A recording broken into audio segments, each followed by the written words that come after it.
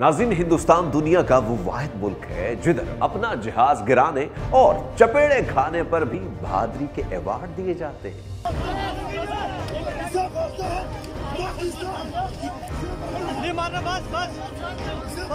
Group captain वर्तमान अभिनंदन।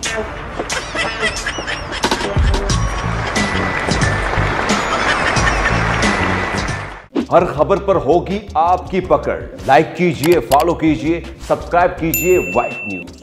अस्सलाम वालेकुम, सत श्री अकाल, नमस्कार, आदाब। मैं हरमीत सिंह हूं और आप देख रहे हैं व्हाइट न्यूज। 27 फरवरी को जब अभिनंदन कश्मीरियों से छतरोल करवाने के बाद पाकिस्तान एयरफोर्स की जानिब से पिलाई जाने वाली चाय की शान में जमीन व आसमान के क़िलाबे मिला रहे थे, तब नरेंद्र मोदी इस बेइज्जती से बचने के लिए अनोखे बहाने सोच रहे थे। आखिर काफी सोच विचार के बाद मोदी हुकूमत ने ये झूठ बोला कि अभिनंदन ने पाकिस्तान का F-16 तैयारा मार गिराया। There was no F-16 struck down. And let me tell you, I wish you shot the F-16 down. But I do not believe you did. And I believe my bona fides as a critic of Pakistan stands for itself. And I'm going to tell you why I don't believe you did, even though I wish you did.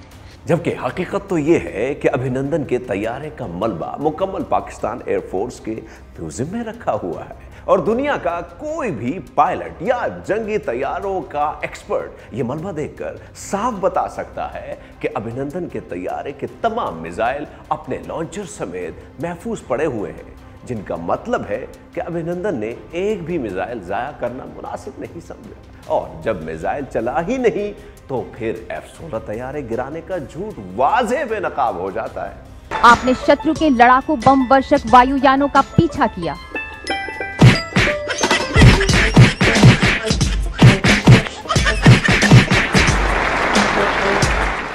इस पूरी वारदात की कहानी कुछ इस तरह है कि ये 2019 का साल था।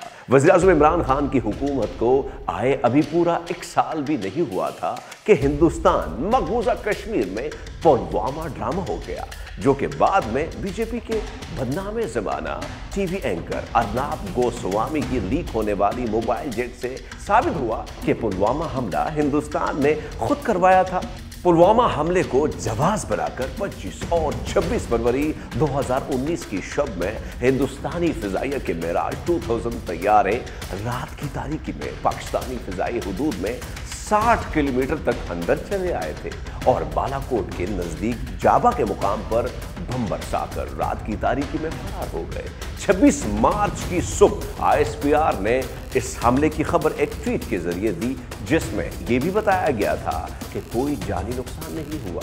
पूरे हिंदुस्तान में जश्न का समा था, मिठाइयां बांटी जा रही थी, लेकिन 27 फरवरी को ये खुशी उस वक्त खाक में मिल गई जब पाकिस्तानी तैयारों ने जवाबी कार्रवाई करते हुए मकबूजा कश्मीर में हिंदुस्तानी ब्रिगेड हेडक्वार्टर पर अटैक किया। उस हमले के बाद जब पाकिस्तानी तैयारे वापस लौट रहे थे तो हिंदुस्तानी तैयारों से होने वाली मुठभेड़ में हिंदुस्तान के 2 तैयारे मार गिराए गए थे। Camera 1, Fox 3 off the group. Su-30 is not an ordinary aircraft. It is a multi-role, almost a 5th generation platform. It is perhaps one of the best strike aircraft you can think of. उसके बाद हिंदुस्तान समेत पूरी दुनिया के media पर चलते हुए हिंदुस्तानी जहाजों की तस्वीर और वीडियोस गर्दिश करने लगी। Airstrike on Pakistan-controlled Kashmir.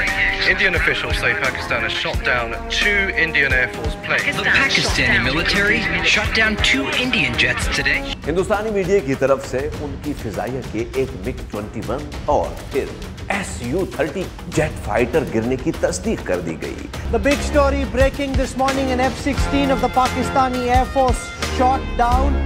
Hindustan के इन 2 जहाज़ों में से एक जहाज का मलबा हिंदुस्तानी मकबूजा कश्मीर में बडगाम के मुकाम पर गिरा, जबकि दूसरे जहाज का मलबा पाकिस्तान में गिरा। हिंदुस्तानी मकबूजा कश्मीर में गिरने वाले हिंदुस्तानी जहाज के मलबे पर खड़े होकर कश्मीरियों ने पाकिस्तान जिंदाबाद के नारे लगाए।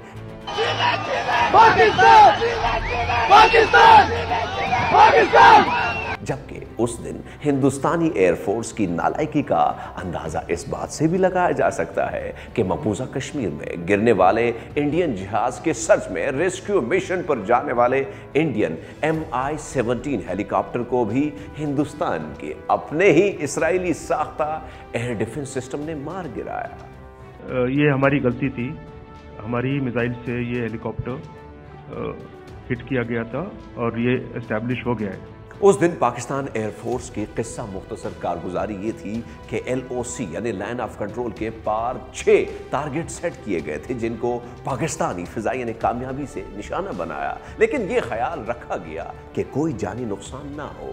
उस दौरान पाकिस्तानी फिजाई हुदूद में आने वाले हिंदुस्तानी फिजाइया के 2 जहाज़ों को मार गिराया गया था। उनमें से एक जहाज़ के पायलट विंग कमांडर अभिनंदन वर्तमान को पाक फौज ने हिरासत में लिया। उस पूरे मामले में कुछ अहम नुकात जो मैं अपने नाज़रीन से शेयर करना चाहूँगा।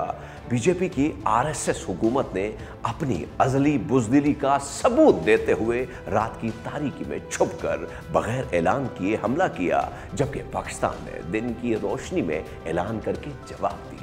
और सबसे बड़ी बात नोट करने की ये थी कि वज़ीर-ए-आज़म इमरान खान ने हिंदुस्तानी पायलट अभिनंदन को इंसानी हमदर्दी और अमन की खातिर अगले ही दिन वापस भिजवाया। हिंदुस्तान का पायलट हमने पकड़ा हुआ है, हम एज ए पीस जेस्टर हम उसको कल रिहा करने लगे हैं हिंदुस्तान को वापस। मगर मोदी सरकार की RSS हुकूमत ने बजाय शुक्रगुजार होने के अपने बदतरीन घटिया होने का सबूत फराहम किया और यह कहा गया कि पाकिस्तान ने नरेंद्र मोदी से डर कर अभिनंदन को रिहा कर दिया। जी हां, पाकिस्तान ने मोदी हुकूमत से डर कर दिन दहाड़े हिंदुस्तान के ब्रिगेड हेडक्वार्टर पर हमला किया और फिर मोदी हुकूमत से डरकर हिंदुस्तान के 2 तैयारे तबाह कर दिए और फिर मोदी हुकूमत से डरकर पायलट भी वापस कर दिया। ठीक है भाई जी, अगर अपनी जलालत को बॉलीवुड का स्क्रिप्ट ही बनाना है तो बना लो, एक यही काम तो आपको अच्छे से आता है। याद रहे कि उस पूरी वारदात में नरेंद्र मोदी का वो बयान भी काबिल जिक्र है जब उन्होंने अपनी तकरीर में खुद कहा कि अगर इस दिन Su-30 की जगह राफेल होते तो नतीजा कुछ और होता, क्योंकि उनका Su-30 उस दिन बुरी तरह नाकाम हुआ। राफेल की कमी आज देश ने महसूस की है। आज हिंदुस्तान एक स्वर में कह रहा है कि अगर हमारे पास आज राफेल होता तो शायद इससे भी नतीजा कुछ और होता। बाज माहिरीन का यह भी ख्याल है कि नरेंद्र मोदी की पाकिस्तान में सर्जिकल स्ट्राइक की इंतहाई अहमकाना और गैर जिम्मेदाराना हरकत बीजेपी को फंडिंग करने वाले हिंदू सरमायाकारों के दबाव पर की गई, जिनका मकसद हिंदुस्तानी एयरफोर्स के लिए राफेल तैयारों की खरीदारी को पाया तकमील तक पहुंचाने के लिए राह हमवार करना था, क्योंकि इन तैयारों की खरीदारी में हिंदुस्तान की तारीख की बदतरीन करप्शन की गई थी।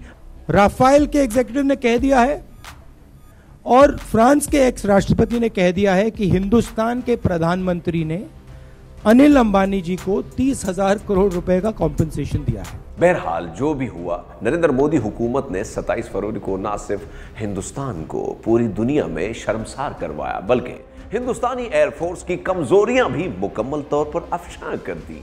इस वक्त जरूरत इस अमर की है कि आलमी इदारों खसूसन अक़वाम मुत्तहिदा पर जोर देकर मोदी हुकूमत को मुस्तकबिल में ऐसी गैर जिम्मेदाराना कार्रवाई से रोकने की सही कोशिश की जाए, क्योंकि 2 न्यूक्लियर ताकतों की इस तरह की मुठभेड़ इंसानी तारीख के किसी नाकाबिल तलाफी नुकसान का बायस बन सकती है।